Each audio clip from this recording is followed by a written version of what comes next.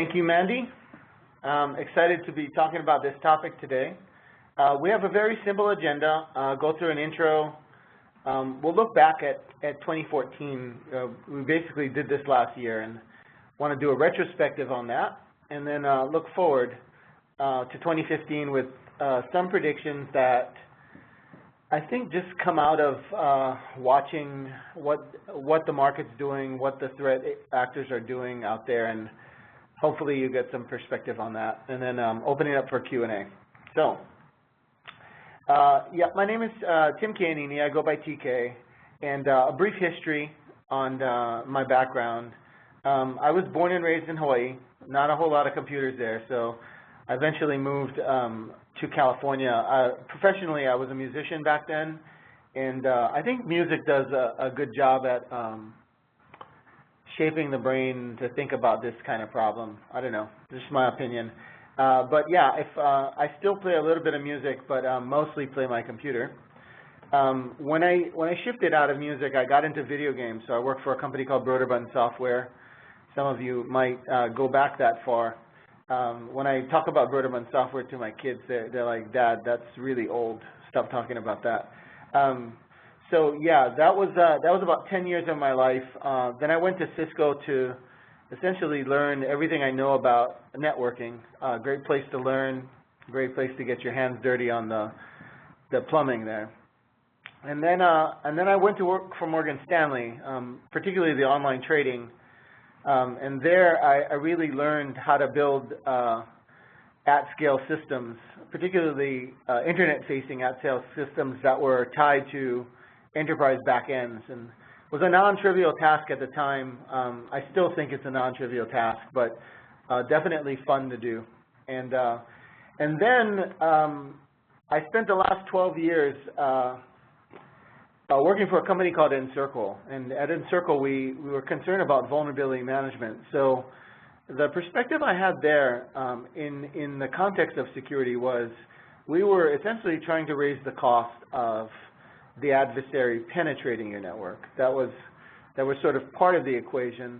You know, I spent night and day thinking about ways in which you could reduce the aperture of the target surface. And here I am at Lancope, and I'm working on a different problem set, one that you really should be concerned about more, and that is to raise the cost of the adversary hiding in your network and operating in your network. And because the cost of penetration has been greatly lowered for the bad guys. They are more targeted, they are more structured, they will get in. It really is the fact that you kind of have to find them early and get them out. And I will say they don't like to be evicted. So when you do get them out, you really need to make sure you got them out and you closed everything up. So with that said, we have the fun task of going back and seeing what we got right and wrong in 2014. You know, back in late 2013, I put together an article describing, again, what we could predict about what would come in the following year based on trends. So let's go back and look at what we got right. We had a lot of incidents in 2014. So people learned the easy way or the hard way about incident response. It's definitely, you know, I would think that in 2014 we definitely got this right. It's finally becoming a part of business process. And you know, again, you know, some people have learned the hard way. There's a sort of readiness that I think companies need that is cross-departmental, and we've seen a lot of that happen. Again, some proactively, but most the hard way. Because the thing is, you know, the incidents, if there is a silver lining to them, they do in fact change human behavior. So companies being a conglomerate of human behaviors, we've seen a lot of companies change their attitude. In the end, basically what incident response became in 2014 is a part of the business's overall business continuity plan. This is a healthy trend. It's a healthy habit. Real happy to see this happen. And that business continuity plan, I think, resonates across the non-technical and technical folks, even through the boardrooms. The other thing we predicted that would increase in 2014 was the two-factor or even multi-factor authentication. You know, trying to have our backs faced to the traditional passwords, which are evil. So one way I went about tracking this is there's a site called twofactorauth.org. It's very clever. It's on the internet, and they go about listing all the websites and services that have moved to two-factor authentication, describing in great detail, you know, whether they have tokens, whether they have one-time passwords, you know, whatever the mechanism is, they put a checkbox across in the row. For those vendors that are, you know, popular services that are still offering only single-factor authentication, there's a little button you can press there to complain on Twitter, which, you know, hopefully the companies will be shamed into finally providing two-factor authentication. And then there's also a GitHub repo that you can contribute sites you're concerned about that you want to get on the list. So it's a good way to kind of get community action around something that we all want.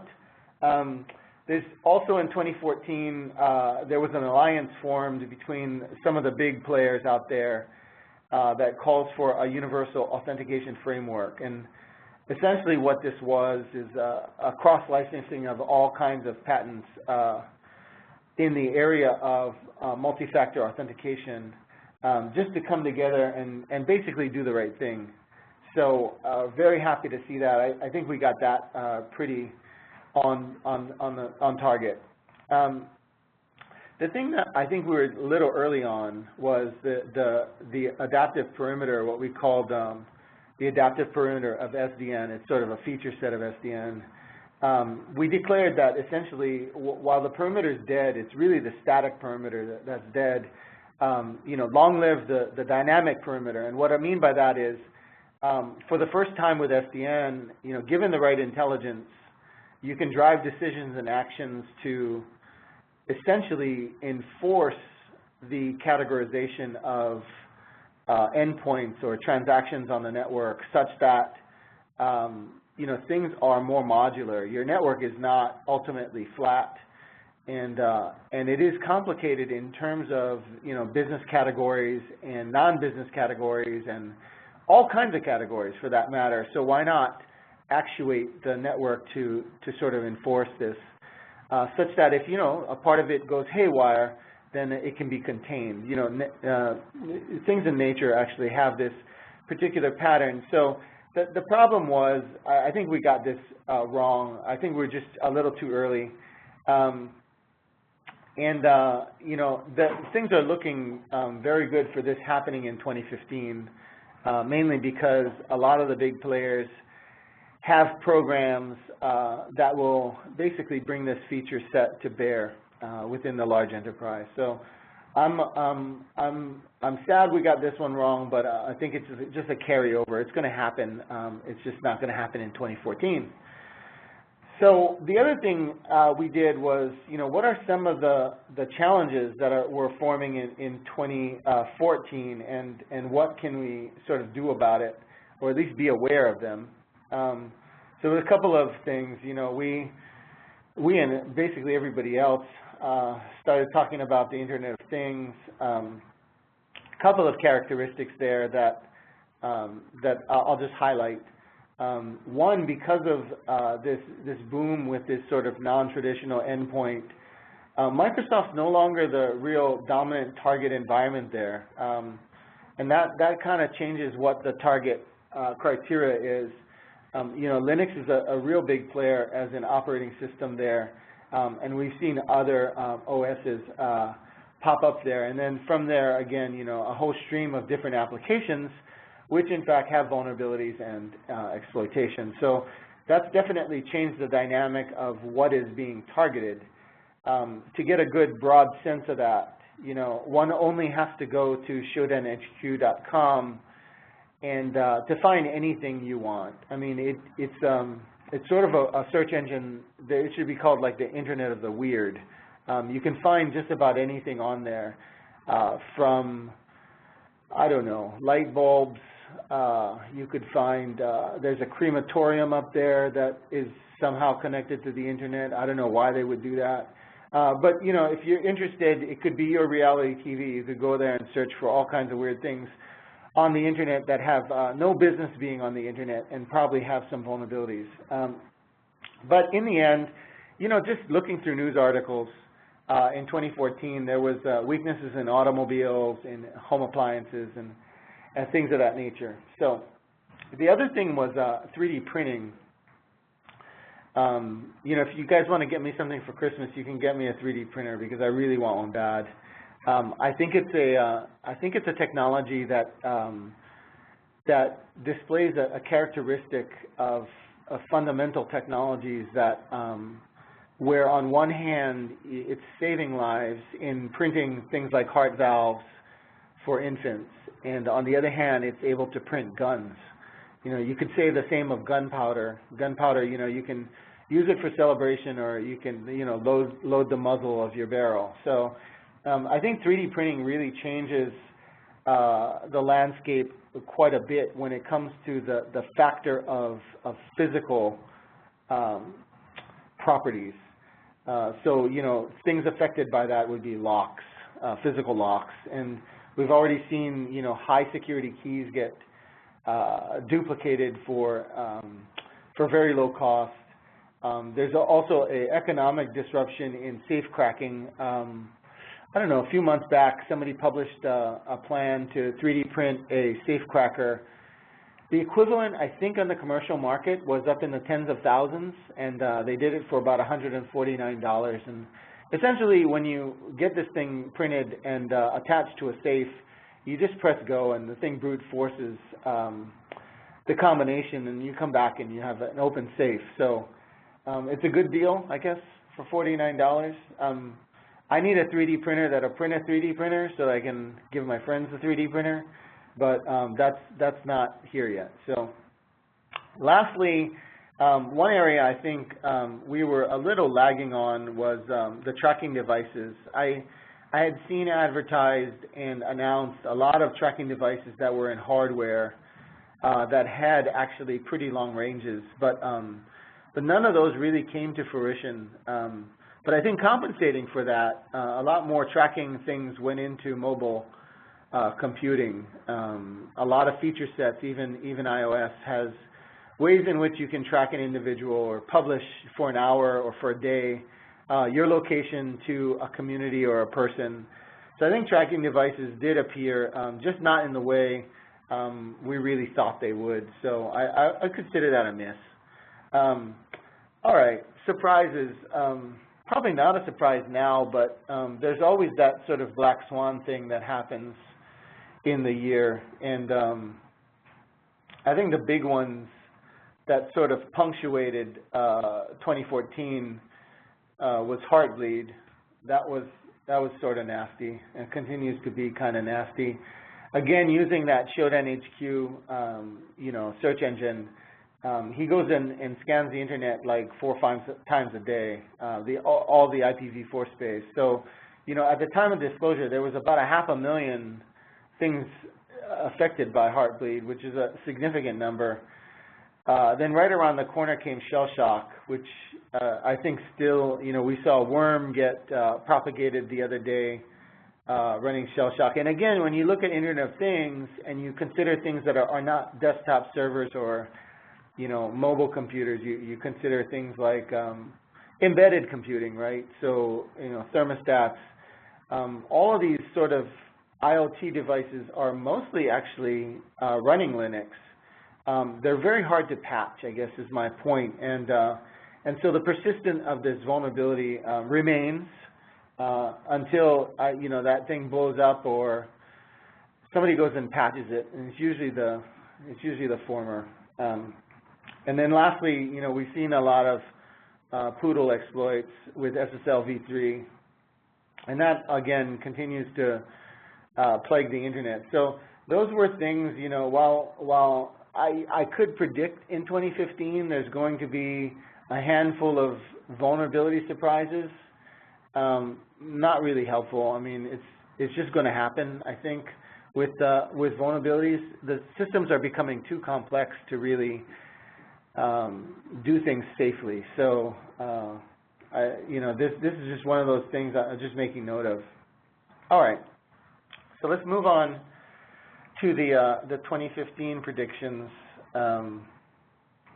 You know, I say inferencing from the data. You know, anybody who's on Twitter watching any of this threat feed, and I think you kind of come to the same conclusions I have about 2015. So let's go through them one by one. So I tried to find a good name for this, but I called it Muleware, kind of leveraging the fact that in cybercrime there's a thing called a cash mule late in the life cycle of sort of monetizing credit card dumps. And I thought, well, what happens if cybercrime kind of moves this mule factor earlier in the life cycle? You know, what if, in fact, the endpoints, instead of being exploited, what if the bad guys started cutting these guys in for a little bit of microcurrency? That would really be a bad thing. It also would really change the dynamic. So again, you know, the ceiling or the limitation I think cybercrime faces certainly in their supply chain is they have to go around exploiting people. And ultimately, people don't like being exploited, and they fix things. But this changes drastically when you sort of cut them in. They do it through the anonymity of cryptocurrency and Tor, of course, because there has to be a sense that when you're participating in this stuff, that you're not going to get caught. And that psychological thing, you know, that you carry out a task or you're part of something that you don't really want to know what the end goal is, but, you know, maybe you leave to work and you're asked to install some kind of Muleware onto your computer, and for the next 8 hours, you know, it'll be servicing that bad guy. But when you come home, you know, it frees up, and you can kind of think of the dynamics of what Uber and Instacart and all these people have done with becoming a market maker between the demand and the supply. And you can see the ups taken in dark markets with Silk Roads and the others. And you can imagine, you know, how this evolves. So, you know, I really don't think even our crime force is ready to battle this type of challenge. But let's hope it doesn't come true, but you know, again, all trends are pointing to the fact that this is the way cybercrime scales, basically. The other thing that I think is happening is we are actually getting better at two-factor authentication and authentication in general. So like I said, you know, in 2014, we saw us addressing the fact that we shouldn't be using regular passwords, right? I think as people start to move to stronger ways of doing authentication, the threat in turn has to change their tactic. So one of the weak points in what are called, I'll just call it the authentication life cycle, is re-authentication. So, you know, back a couple years ago, we saw Honan who was a writer for Wired, completely lose a bunch of data because basically one site's public information was used as another site's re-authentication secrets. And the attacker got in and essentially went and erased about a year or two of this guy's digital life, which was very unfortunate. Wired did an article, you can Google for that. But we recently saw, you know, hackers getting around one-time passwords through SMS by going to the phone company and changing the call forwarding, or maybe getting into the voicemail.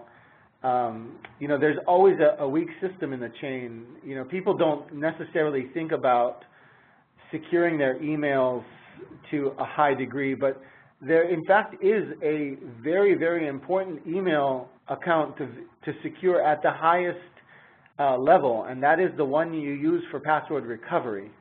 Again, this is a re-authentication weakness by which if the attacker can just go around clicking forget password and they've already compromised the recover account for the email, then they'll basically go ahead and quote-unquote recover all your passwords for you. And that puts you in a bad space. So again, as defenses increase on authentication, we think in 2015 there'll be a lot more re-authentication weaknesses.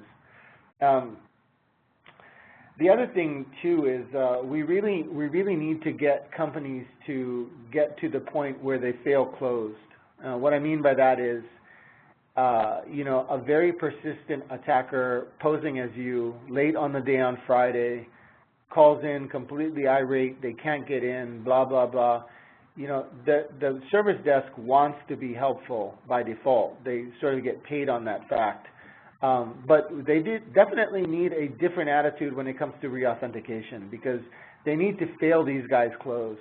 The customer isn't always right in this case. We'll see an expansion in ransomware, mainly because it's making money and it's growing. Forget calling it ransomware, just call it a growing industry. It grew by over 500% in 2014. It's just going to continue. So, the fact that ransomware essentially denies you access until you pay is a property that they're still using quite effectively from around the world, and a lot of individuals have been victim to this. I would encourage everybody on the phone to consider that a lot of cloud backup systems have gotten very, very good cross-platform, and the entire yearly subscription for your family is cheaper than paying this ransom once. So before you even go and look at security vendors, I would definitely encourage you to just take care of your data, what essentially is your disaster recovery plan for your family and company, and make sure you have that in order. I think that's a very good countermeasure, and hopefully by doing that, we'll see a reduction in ransomware. But until then, it's just going to keep on growing. Yeah, so extortionware I think is a little different, and here's why. It's way more targeted. It has to be by definition. And I'd like to point out something very interesting to the data itself is with ransomware, the attacker doesn't have the data. They're denying you access to the data, but they don't have it in hand. With extortionware, they have actually exfiltrated the data already.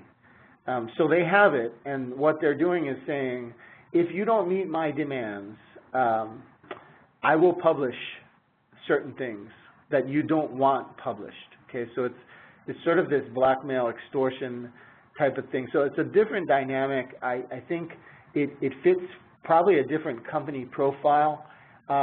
But in the end, it's still, a cyber criminal on that side that either wants money or a hacktivist that wants their demands met. And we've seen that recently with some of the exploitations. My only, disappointment to this prediction is it's already happening in spades in 2014. So I would have rather it waited to 2015 when I could just claim I got it right. So in conclusion, I'll close here and say that this is the reality of things. Whether you're a business or a customer or a partner or whatever your role is in any one period of time, you're becoming more connected, right? Lancope's customers are more connected. Every retail customer out there is more connected. Every banking customer is more connected. Even healthcare is much more connected. So customers, businesses are more connected, and that's really changing the dynamic of how we go about protecting ourselves. The devices and applications are more connected. So I don't know if you noticed, but everybody I see walking on the sidewalk, in planes, in buses, they're constantly connected on their phones, doing email or on Facebook or whatever it may be. But these devices are also, just a multiplicity of operating systems and applications, and all of these applications change over time. So what was a secure release last week, a bug may get introduced this week, and here we go again with a vulnerability. And that vulnerability is connected, and that connectivity, again, brings us back to this sort of system theory approach of trying to secure the system, not just the individual. Lastly, the bad actors are more connected. So again, I don't know if you noticed, but every country now has some way of doing a cyber theater type of action, whether they're on the offensive or defensive, and there is almost a cottage industry that's entering into cybercrime because these dark markets are lowering the barrier of entry. So, I wish I had more good news for you, but that's just, again, the reality of the situation. A lot of things that we're already seeing happen and are successful are just going to start expanding. So we see, again, an expansion of trends that have already been present in 2014. No real surprises there. Just, again, growth is what I'll point to. The emphasis, again, the mindset is not the fact that these guys will get in. Frankly, they will find a way, particularly in the targeted sense. They will find a way in. What you will want to do is have a readiness for that particular incident. It is a lot. The analogy I would say that is best to use is, I guess, common cold, right? No cure. Everybody gets it, maybe on a yearly basis. I don't care how fit you are or how well you eat.